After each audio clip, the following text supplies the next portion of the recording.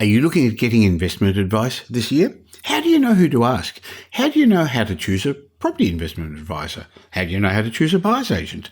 Well, these are some of the questions we answered today in the Q&A episode. It's actually the first in the summer series for the Michael Yardley podcast. Now, regular listeners to my podcast would know we usually produce 2 shows a week, but during January, we're going to be offering you 3 shows each week, a combination of shows that new shows that are going to keep you updated with what's happening in the world of property, money, and the economy. Yes, I'm going to be working over January. I'm also going to be having a break, but we're also going to be replaying some of our previously published shows, which is actually what's happening today. Now, if you're like many listeners of my podcast, you've probably got a little bit of extra time this month.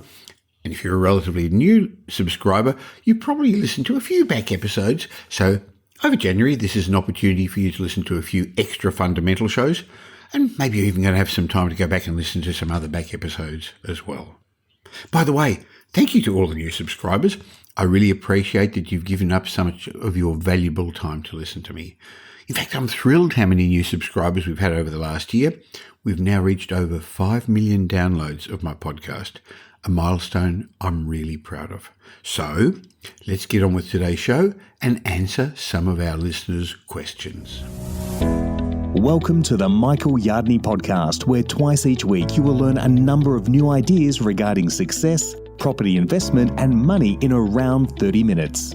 Our show is brought to you by Metropole, who specialise in helping you grow, protect and pass on your wealth through strategic property and wealth advice. Now here's your host, Michael Yardley, Australia's authority in wealth creation through property, who has been voted one of Australia's top 50 most influential thought leaders. I love these question and answer podcasts when we answer your questions about property investing.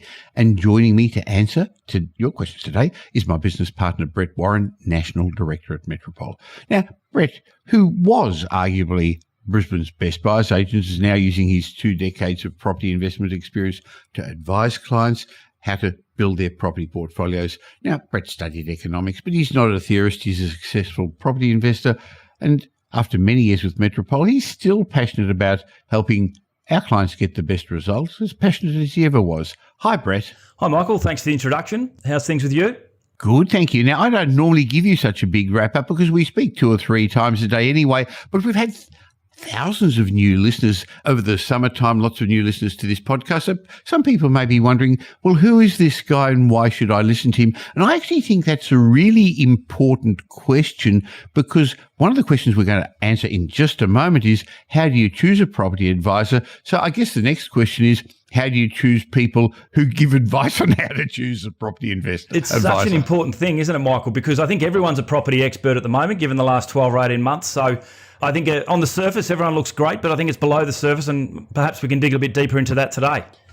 Right. Well, let's start with the first question. Janine left the following question on our website. Hey, thanks for the great podcast, Michael. I've learned a lot from you and want to take the next step, but I'm confused as I've spoken with a few advisors and they give me very different messages, while others wouldn't even give me any advice till I paid them. So my question is, how do I find an advisor I can trust?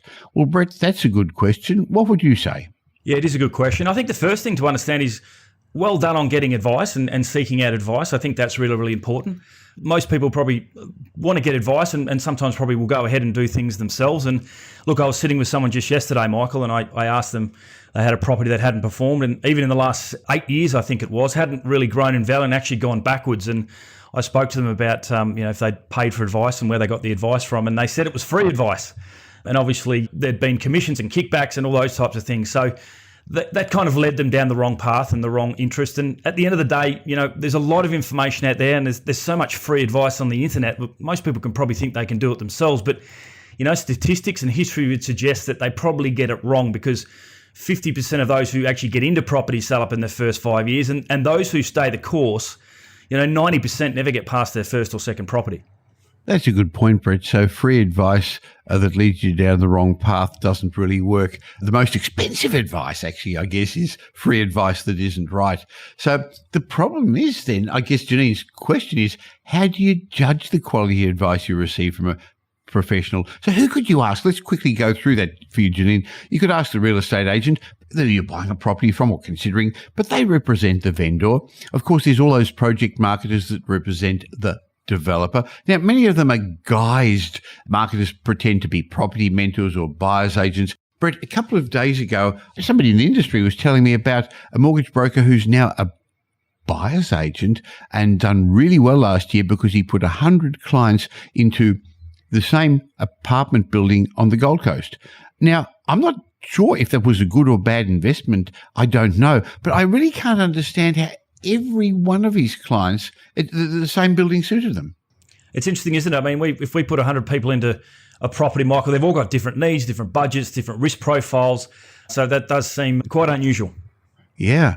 Okay. Then there's also your mortgage broker, your accountant, financial planners. Now, most of those have an affiliation with project developers, and they make their recommendations based on their hefty commissions. Because of the large number of people that listen to this podcast, because of the large number of people who subscribe to our property update every day, we continuously get approached by developers, project marketers to pass them on leads, and they're prepared to give, especially in today's market, 10+% commission, and that's built into the cost of the project for the purchasers, Brett. It's interesting, isn't it? Because the person I spoke to said they didn't pay anything at all. But in fact, they probably did pay that 10% commission. They just weren't aware of it. So you're 100% right.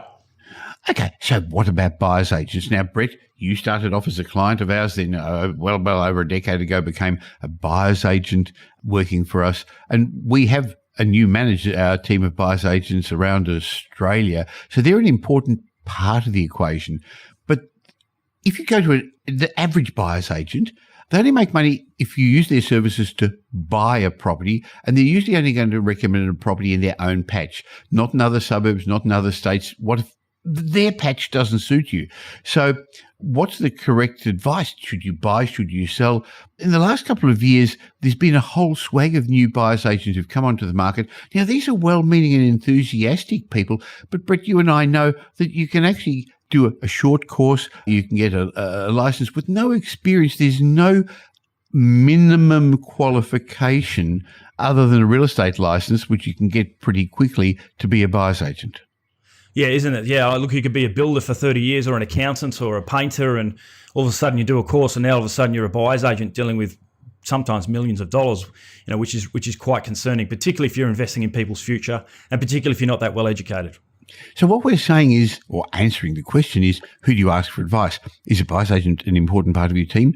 Definitely, but they should implement the advice that, in my mind, is part of your long-term strategy. So I believe if you're asking me, I guess you are, Janine, you left the question, who should you ask for advice? You should ask a property strategist. Now, interestingly, Metropole were the first company in Australia to offer strategic property advice. We started helping clients back in 2000. Now, today, a lot of people call themselves strategists, but they don't necessarily give holistic advice. So they give so-called advice to justify clients using their buyer's agency. So again, there are some very good companies out there. Metropole's by no means not the only one, but find one that actually is going to suit your needs, because there's some out there who think, gee, if you own more than 3 or 4 properties, you're a greedy, ugly landlord. While most of our clients, or I shouldn't say most, a large percentage of our clients own very substantial property portfolios, Brett. Yeah, and we've managed to spread that risk, and it kind of gets back to what you said before about, if I've got 3 or 4 properties in Brisbane, or 2 or 3, and I'm going to see someone in Brisbane who's based in Brisbane and buys in Brisbane, they're probably not going to have an interest in referring me to another area or location when it may be in my best interest for diversification and land tax reasons and things like that as well. So incredibly important to kind of look out for that as well. So we believe buyer's agents are an important part of the equation. All our buyer's agents are actually experienced real estate agents who level the playing field, Brett, but they do more than that. They actually stack the odds in the favour of our clients. Now, there are a lot of other very good buyer's agents, and I know we're personal friends with many of them and good professional colleagues, and I've been very excited to see how more and more Australians are using buyer's agents. But maybe another addition to the question Janine asked is, who do you ask for advice as an advisor? Then how do you choose a buyer's agent? And Brett, recently there was a very well-known buyer's agent who started an academy for buyer's agents. His business plan is to sell courses to people who want to become buyer's agents. There's nothing wrong with that in itself, but there are some real concerns that experienced buyer's agents have about this, isn't there?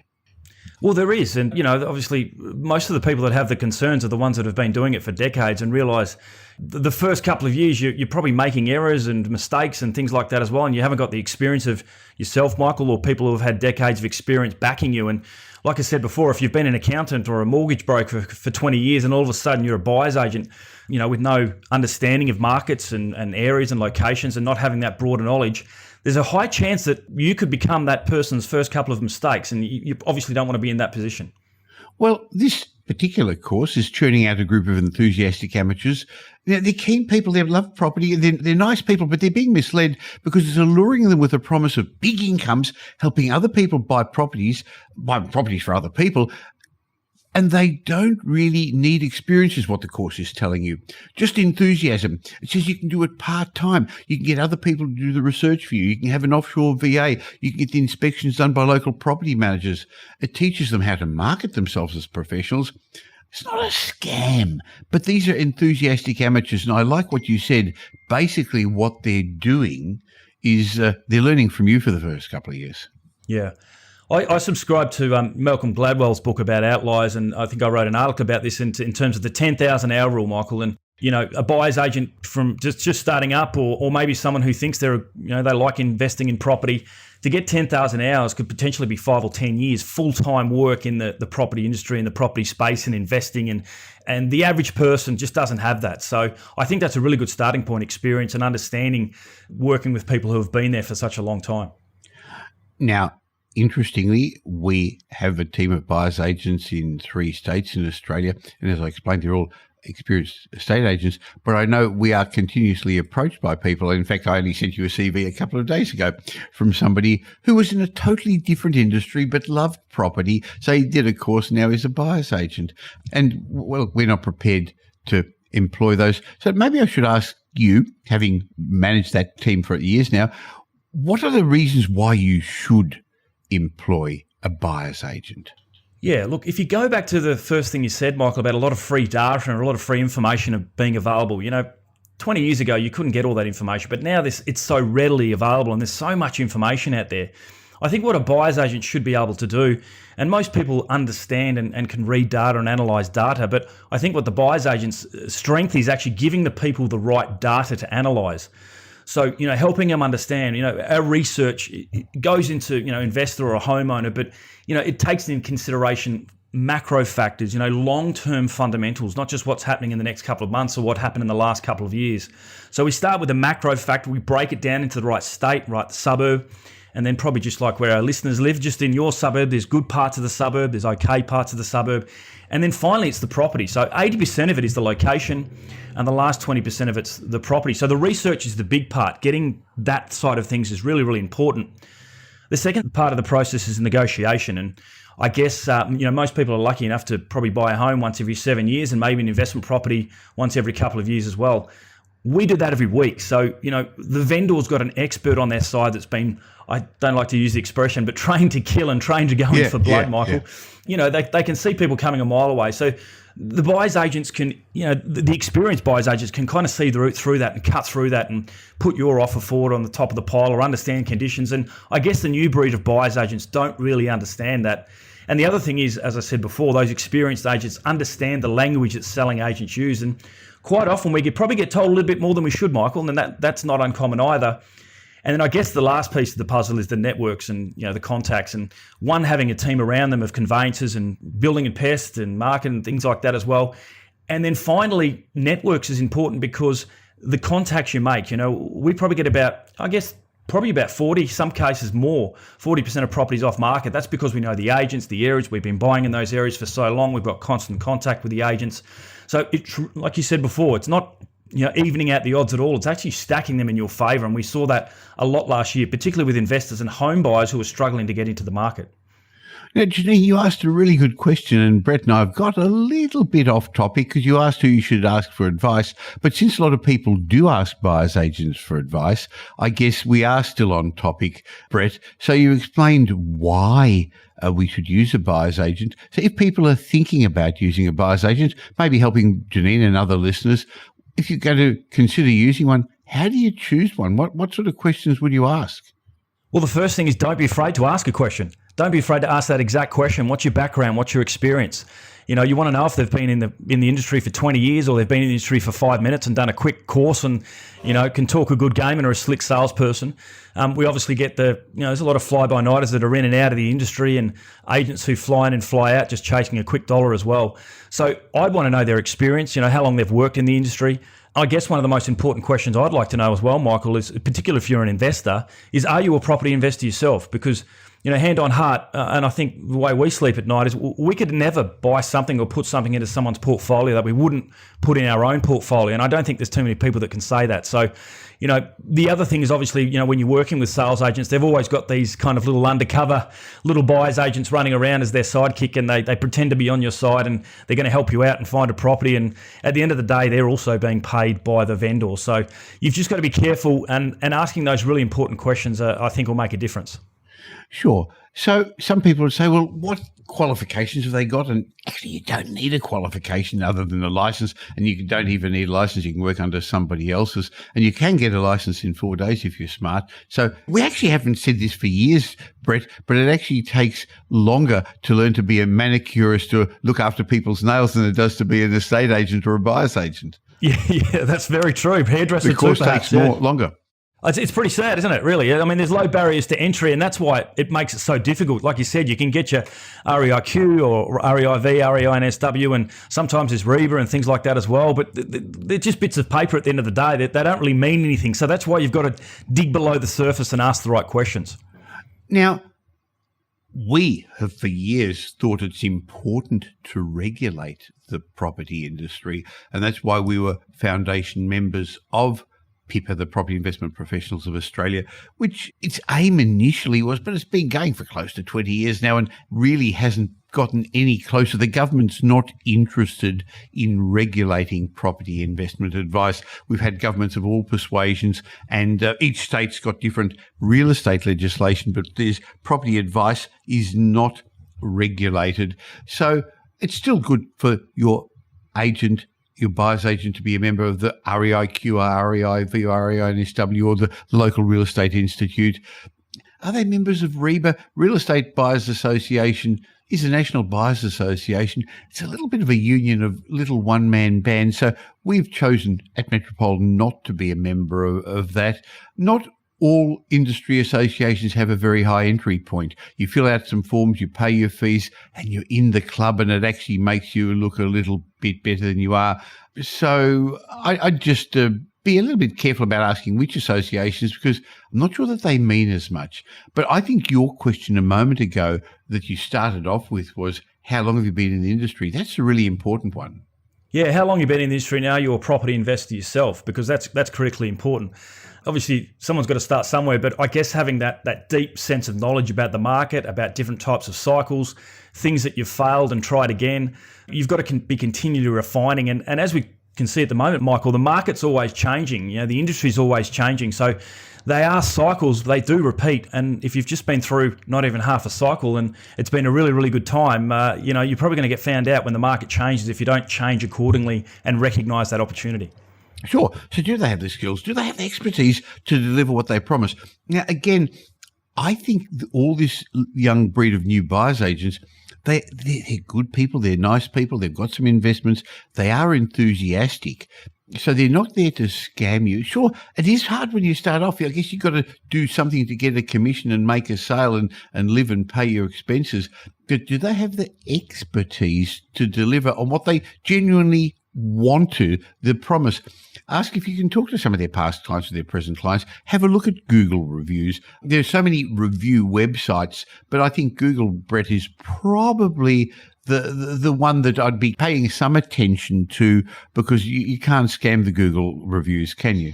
No, they're independent, absolutely, and they state that and say that as well. So that, we always encourage people to give that feedback, good or bad, because it gives a good representation of their experience. Well, at Metropole, we've been involved in over $5 million worth of property transactions, so it's fair to say we know a thing or two about buying investment properties and definitely about buying people's homes. And we've got hundreds of reviews. And interestingly, there are some negative ones. Interestingly, though, on Google, when you find the reviews, the negative ones, they tend to be from tenants where we've actually gone to bat for our clients, our landlords, and been firm on some tenants, correctly so. They haven't liked it. But in fact, we've done long-term reviews of our clients, and it's interesting. They're always very happy when we've bought a property for them. Of course they are. That's exciting. What's really more important is, are they still happy, and how have their properties performed 2 years, 5 years, 10 years later? And I know that you still, even though you're a national director of the company, you see clients and do annual reviews. So it's exciting to see how people's properties have performed. And an audit of the results of our clients at Metropole a short while ago showed that they're 7.3 times more likely to own 6 or more properties than the average property investor. So that's, I guess, part of the reason why a lot of our clients are so happy, because they're in that top 1% of property investors, Brett. Yeah, well, I think we put an article together last year just showing people the properties we bought last year, one from each kind of state. And what was standing out for me was the fact that whatever the market did, we actually outperformed that market by a fair way. So, the results speak for themselves, and that's what we've been able to achieve over a long period of time and help our clients expand their portfolio significantly faster and safer.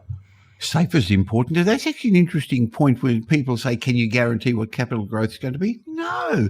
Who would have a year ago thought that in 2022 there'd be 8 interest rate rises? Who would have thought there'd be a war overseas that's still there today now? So you can't guarantee the future, but we can guarantee that we can outperform the markets based on past performance.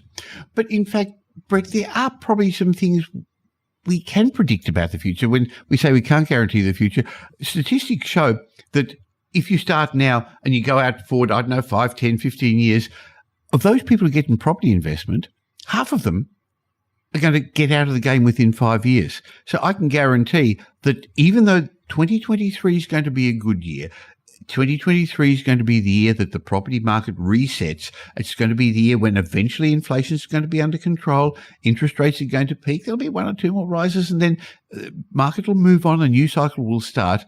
I can guarantee that of those people who get into property investment, because the past's been good history, half of them will have bought dud properties, done the wrong thing, not got the right finance, and they'll be out. I guess I can also guarantee that in 10, 15 years' time, those who get into the market now, 92% of them will only ever own 1 or 2 investment properties. So they're not going to secure their future. And I guess we can also guarantee that 1% of investors are going to own 6 or more properties, because that's the way it's been for a long time. So how do you jump the line? How do you get to that point where you are in that top 1%? Well, you and I know that we have put a formula, some frameworks together that I've fine-tuned over 50 years and 5 decades of investing, and we have been showing and helping our clients with for over 20 years. So while we can't guarantee anyone's results, because unfortunately smart people do dumb things with their money and don't always make the best decisions, we can guarantee that we've got frameworks that have helped a lot more investors, probably more investors, successful investors than anyone else in Australia. So if you're interested in understanding how you can fall into that top 1% of investors, I'll leave a link in the show notes. Go to metropole.com.au. And Brett, even though I know you're really busy at the moment, are you happy to see more new clients? Always, yeah. Look, it's a good start to the year. There's some excitement in the air. We know the market's probably going to reset at some stage this year. I think everyone agrees on that. They just, I guess disagree a little bit on timing. But I think it's a great time, even if you're not looking to buy, to actually plan, prepare, maybe take a step sideways before you do push ahead, and the time's right. Actually, I think it's a really good point you just made, that everyone agrees that inflation is going to stop this year. The timing isn't certain. Everyone agrees it's going to be the top of interest rate this year. But whether it's 2, 1, no more interest rate rises, 3 or 4, it's going to happen. And then the world will continue on as it always does. So we actually got sidetracked, as you and I tend to do when we talk. But we were asking, what does one ask a buyer's agent? And the first question really was, how long have you been in the industry? So what else would you ask them? Well, I'd want to know to make sure they specialised in the area that you're looking to buy, or you've been advised to buy. We've seen a lot of people kind of fly in and fly out, which I think is just unbelievable. Not knowing the market experience at the ground level. I know a lot of our buyers agents, Michael, They may have worked for us for 5 or 7 years, but they've probably been in the industry for 10 or 15 years to some extent, and they know the area like the back of their hand. And I know a very, very, very successful investor, Michael, who's been investing for 50 years and probably knows more about property than anyone. That might ring a bell. And when you purchased here, Michael, I know how much you know about property. Did you just come and buy a property, or did you look for a specialist? I looked for a specialist. I looked for obviously one of our team members at Metropole, but also somebody who specialised in the sort of property with the team in Metropole bought me in Brisbane, which was a development site. And to be blunt, the last properties we've bought in the last years in Melbourne, while I've been a little bit more involved, it really wasn't me, because I'm not in the market every day anymore. And I think that's really, really important. Yeah, both of those buyers agents, Michael, have been in that industry and been buying for over 10 years. That's incredible, and that's probably why they got them off market, and they got the right little niche in the right pocket in the right area. So I think it's pretty evident, and I just find it astounding that some people buy sight unseen and have buyers agents that fly in and fly out. It's quite remarkable. Right. I guess I'd also be asking them about their networks, how established they are. A good buyer's agent will not only have intimate knowledge of the real estate market, but they'll have deep connections to selling agents, as you have said, because a large portion of the properties we buy at Metropole are off market. They're going to open up opportunities for you that you wouldn't be able to get yourself. I know we get calls all day long to see if we've got qualified buyers for properties, because some are off market and some are what we call pre-market. And in today's market, I know that close to a quarter of the properties we're buying have been secured off market. We got sidetracked a bit, and because of that, we actually aren't going to have a chance to answer any other questions other than Janine's one today. But I actually think it was a good discussion. So who do you ask for advice? Be careful, because there are 25 million property experts in Australia. Everyone has got an opinion about property, but that doesn't mean that you've got to listen to their advice. Any other thoughts to finish up, Brett? No, like we talked about, just making sure that people have had experience. Don't be afraid to ask. I know sometimes it can be intimidating, but a person who is successful and has the runs on the board won't be shy in giving you the confirmation you need about their experience. So that's probably my advice. Well, Brett, there were two other questions I was hoping to get to today, which we didn't, but we'll have to get back again real soon and have another chat. Thanks for your time, Brett. Thanks for your time. Now here's Michael's mindset message. Remember, a change in your thinking will lead to a change in your life. In my mindset message today, I'd like to talk to you about the big difference between the rich and the average Australian. So, do you want to know the big secret of why the rich are richer? Of course, many people have studied the topic, many have written about it. Napoleon Hill wrote a book called The 16 Laws of Success after studying wealthy people for 20 years in his classic book, the one we've all read, that he wrote in 1937, Think and Grow Rich. My good friend Tom Corley studied the rich and poor for 5 years, and he wrote his first book, Rich Habits.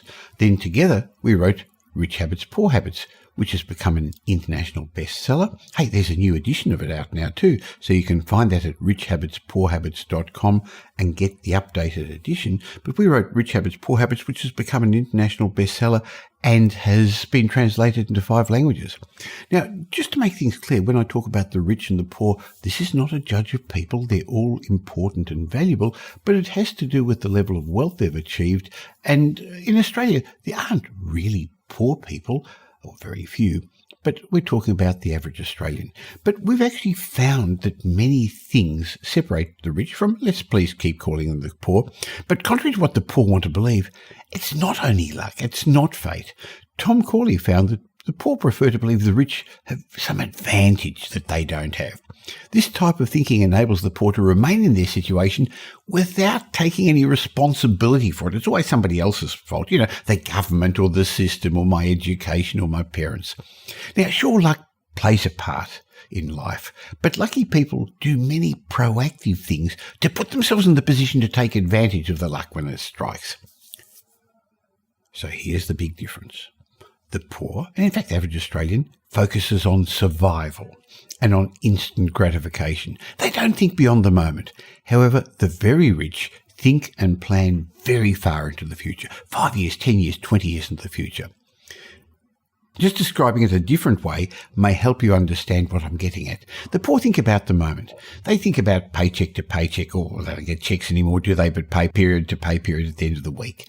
The middle class, they're hoping to make it through the month. But the rich, the wealthy, they're planning a year ahead. They're planning their several years ahead for the future. And multi-millionaires, they're thinking decades or so in the future. So if you want more money, if you want more freedom in life, you're going to have to learn to delay gratification. Now, it's interesting how this theme comes up so often in my mindset moments. But successful people have got the ability to work hard to accomplish something which isn't achieved for a long time. They possess higher patience and an aptitude to postpone the enjoyment of their work. That's because they understand that long-term success takes a lot of skill that unsuccessful people don't have or haven't experienced. They know that if you have the easy path now, it's going to be hard later in life, but if you do the hard things in life now, life's going to be easier in the future. So the attributes that the wealthy people have include proper planning for upcoming challenges. They also develop a level of self-confidence, resilience, tolerance. On the other hand, unsuccessful people, by and large, they can't see the forest for the trees. So learning to delay gratification rather than seeking immediate satisfaction, in my mind, is an essential part of success. And that's just as important when it comes to property investing. It takes time to allow the power of leverage and compounding to grow a large asset base of residential properties. Yet too many people are trying to find the next get-rich-quick scheme, the next hotspot, get on top of this quick property cycle that we're experiencing now to get rich quick. It takes time to allow the power of leverage and compounding to grow a substantial asset base. If it happens too easy, if it happens too quickly, it's not going to last. While it takes time to change the ingrained habits and approaches to life that we've all been taught since childhood, the good news is, though, it's entirely doable. So start with small alterations to your thought patterns by acknowledging the habits. That's why I'm making you aware of them. Acknowledge the habits that are now trying to give you instant, immediate gratification. As I said, remember, if it comes too quickly, chances are you're going to lose it again just as readily. All good things take time. And as Warren Buffett wisely said, wealth is the transfer of money from the impatient to the patient.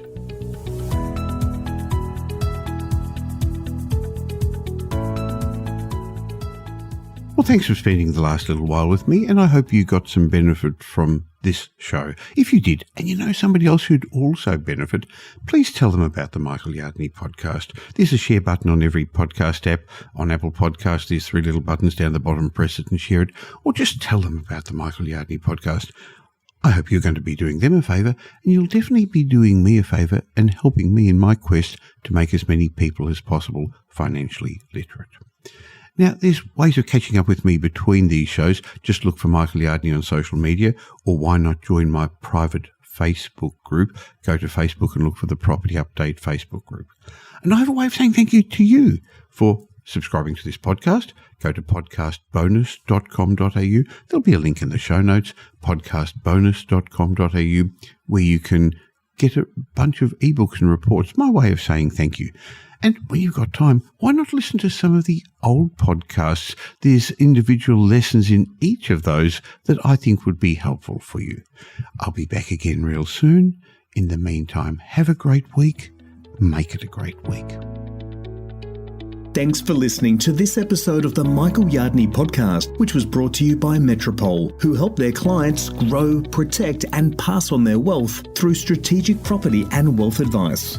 If you like what you heard and don't already subscribe, you'll find us on iTunes or on your favourite Android app as the Michael Yardley Podcast.